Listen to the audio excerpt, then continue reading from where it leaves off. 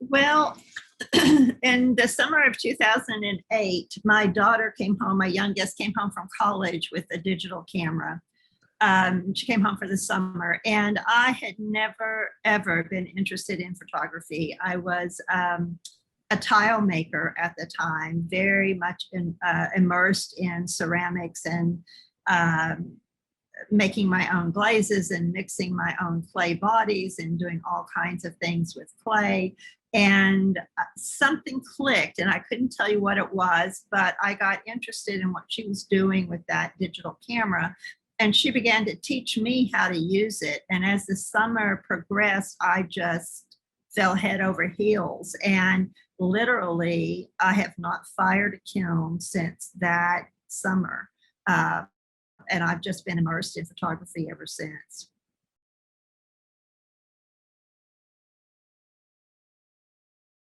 I I consider myself an experimental photographer. I am interested in all kinds of I don't know. I guess I'm maybe as much a mad scientist as I am a photographer, in that I'm really interested in how the light works, how the paper works, how the light intersects with the chemistry. I'm always asking what if and going off to try something and experiment with something. So over the years, I tried to fit myself into the photography landscape. And for a while, I thought, well, maybe I'm a landscape photographer. And then I thought, well, maybe I'm a fine art photographer. But in the end, I've come to realize I really am just an experimental, I shouldn't say just, I am an experimental photographer.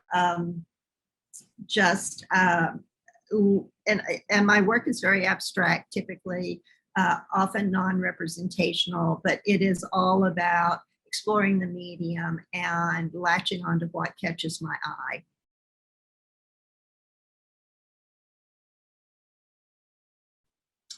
Oh goodness, yes. When I get interested in a new process, or maybe I'm just revisiting a process that I haven't touched in a while, I tend to really go deep, and I do a lot of reading. I do a lot of experimentation.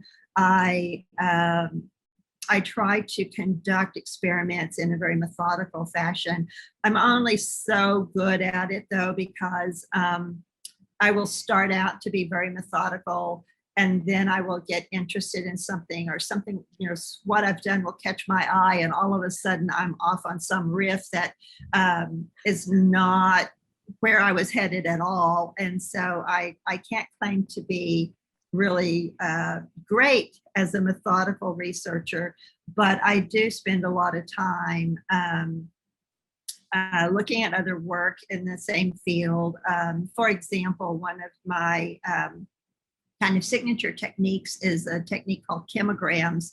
And there's a famous artist named Pierre Cordier who really brought this technique to the fore back in the 1950s, but he hasn't ever written very much about how his technique is performed. So, and I really, really wanted to produce these images using this lacquer resist that has this very characteristic kind of result. And so I set out to learn how to do that, and I read everything I could find, but a lot of it was honestly just reinventing it for myself, knowing that it was possible, and then just not giving up until I figured out how to do it. And in the case of the work that is in the exhibit, I almost gave up. I couldn't tell you how many times I almost gave up with this technique, because I kept saying, I would come out of the studio at the end of every session thinking, this is not for me. I hate this. This doesn't work. But I kept at it, and I'm so glad I did, because eventually I had the breakthrough. And actually, it was something that another artist said that triggered the breakthrough. But then when it happened, I realized that there was a whole universe of possibilities in the technique, and I'm loving the images that are coming out of the work now.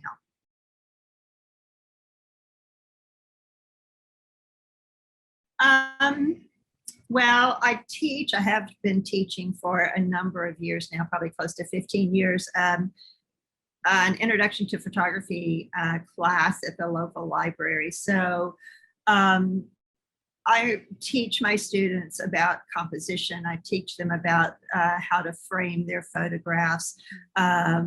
So a well-framed, a well-organized, compositionally well-constructed, well-lit, all of those technical things are important. But I think that they only take you so far as a photographer. In the end, I think that what's important is that you speak to the heart, that you create an image that evokes some sort of emotional response, and particularly a response that speaks to our shared human condition. We're so bombarded these days with images. I mean, they come at us in hundreds of thousands. And so if you can create an image that causes the viewer to stop and look, even for a very short period of time, a few seconds. Gosh, if you could get someone to look at your work for a minute, you've really accomplished something. But I think if you can create work that stops someone, catches their attention, and then encourages them to stay with the image for some period of time and feel what that image is saying to them, that's a successful photograph. And that's successful whether it's technically perfect or not.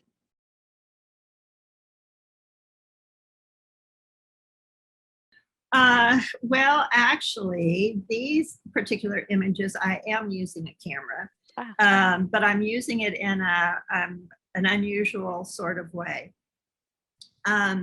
These images are using birefringent plastic, polarized light, and refractive glass. And that all sounds very, very technical, but the setup is actually quite simple.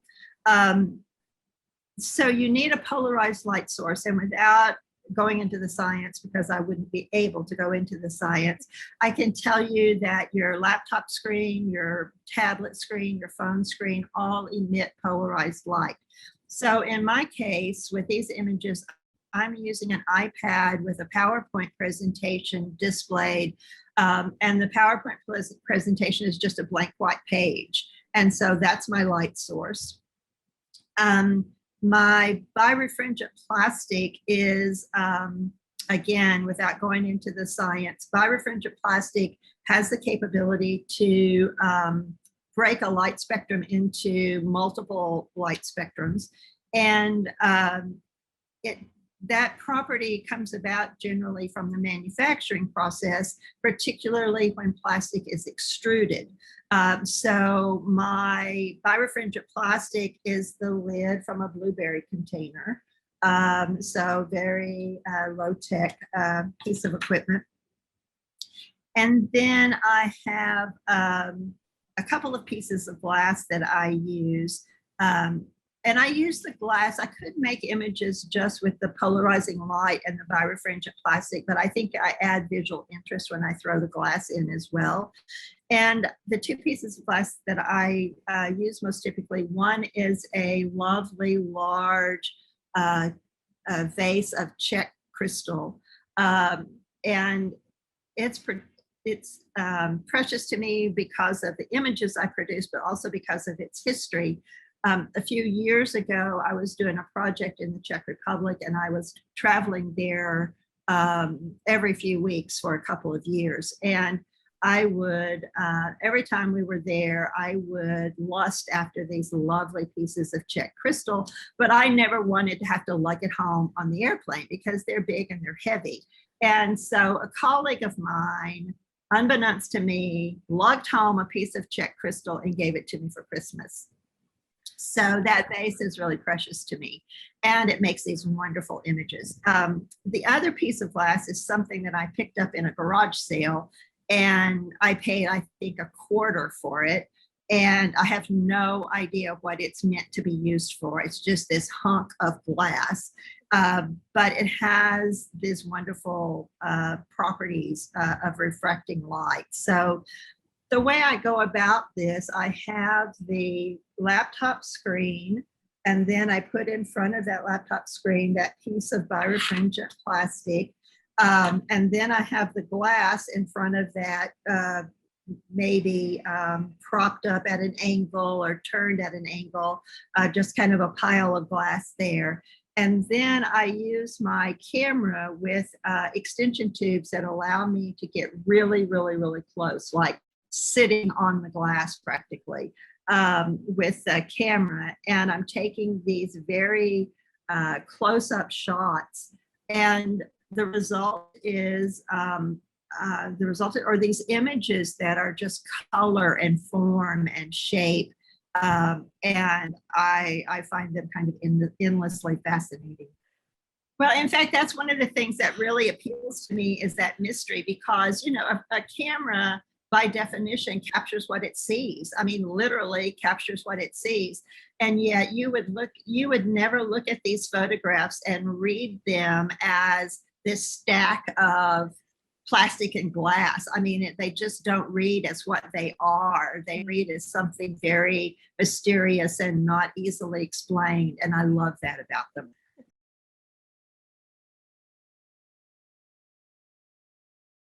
Oh, that's a tough question. I don't know that I try to avoid anything. There are lots of things that I have no gift for.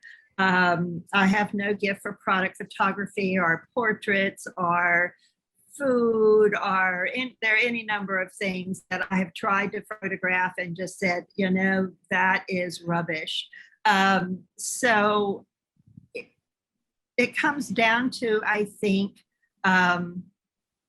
most of my work is coming from some sort of germ of an idea, a project, something that's very personal, and that I then catch hold of and start to explore. So it isn't so much that I am looking for particular kinds of photography as I am looking for a way to express this idea that has come to me. And I ran across the phrase recently, and the phrase was intangible wisp. And I thought that was the perfect description for what I am generally trying to do. I'm trying to capture that intangible wisp and share it. And if I feel like I've done that, I'm really happy with my work.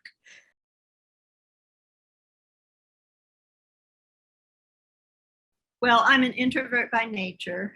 So when I spend hours in the studio experimenting, and it feels like play to me, actually. It's almost like I shouldn't get any credit for any of this work because I'm just playing, you know, that it isn't hard enough, or it isn't work. It's just this wonderful, wonderful play. So those hours to me are extremely rewarding. I mean, I do have a social life, but I'm really happy to spend hours in the studio. And to me, it's very centering. It's just deeply satisfying to just be there playing with all of these, you know, asking the question of what if and then figuring it out. So.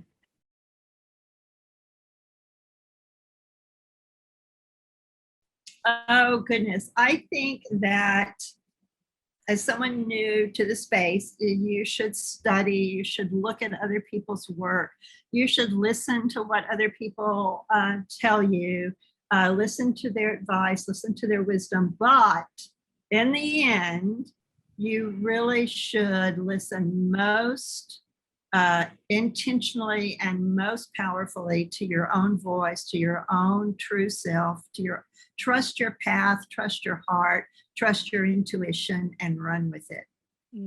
Be who you're meant to be.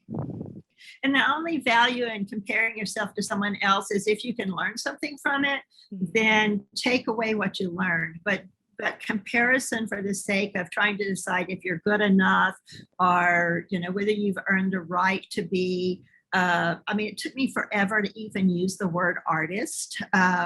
because I could call myself a maker, I could call myself a craftsman, but when it came to the word artist, I would just like freeze, because I didn't feel like I had earned that right. And so I would say to a youngster coming in, you don't have to earn the right. You don't have to compare yourself to anyone else.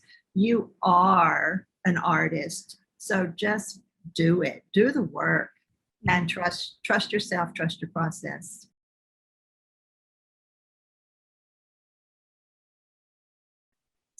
Well, a couple of things that I've gotten into this year that have been special to me. One is I'm starting to explore the NFT space, and it is crazy and wild and fascinating and exciting and all of those things. So if anyone else listening to this is interested in that space, I would love to hear from you, chat with you, share stories, share pieces.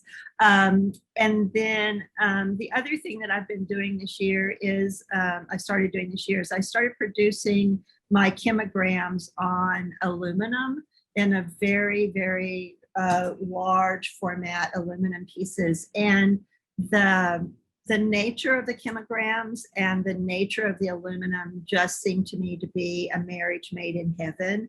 So I am thrilled whenever I can place one of those pieces in a collector's home, because I feel like they are they're just primo examples of my work. So so yes, I would love for anyone who's interested in that sort of thing to look me up.